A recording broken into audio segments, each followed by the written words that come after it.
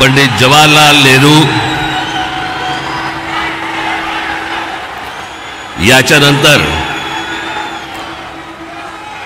हिंदुस्तान से तिसऱ्यांदा पंतप्रधान बनणारे माननीय पंतप्रधान नरेंद्र मोदी जी,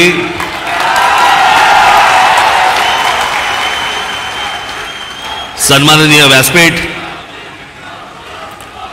आणि माझ्या जमलेल्या तमाम हिंदू बांधवांनो, भगिनींनो आणि मातांनो,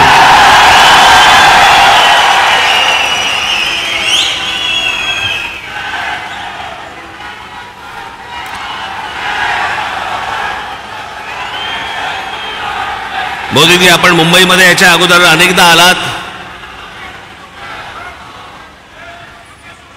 पण बरोबर 21 वर्षानंतर आपण आज शिवतीर्थावरती इथे आलात. मला आजही आठवते त्यावेळेला आपण इथे कमळामधनं बाहेर आला होतात आणि 2014ला आपण कमळ बाहेर काढलं.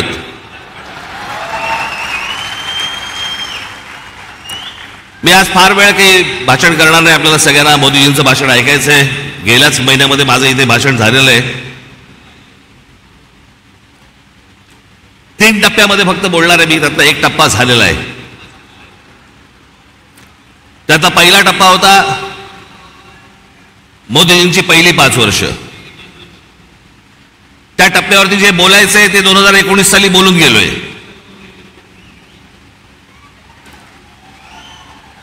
ओरली आता गेली 5 वर्ष.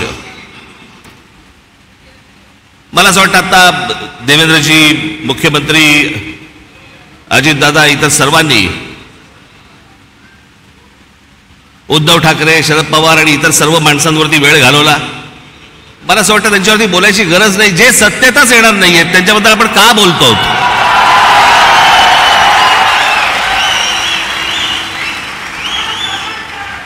काही आवश्यकताच नाहीये त्या लोकांची.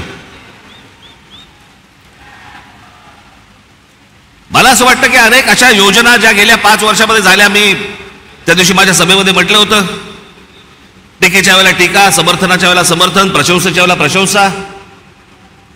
पण काही गोष्टी अशा आहेत की जे माझ्या आता गेल्या काही सभांमधनं मी उद्धृत केल्या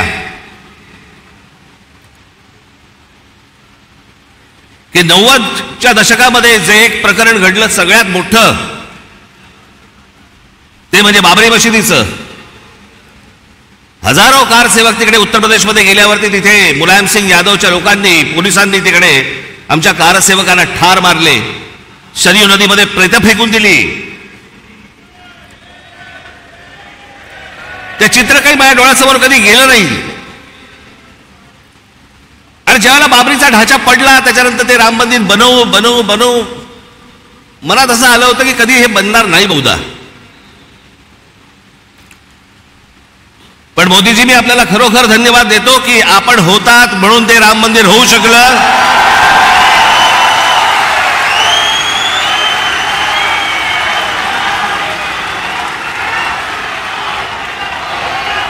या देशातलं 370 कलम काश्मीरमधलं रद्द झालं पाहिजे. इतक्या वर्षात जी गोष्ट होऊ शकली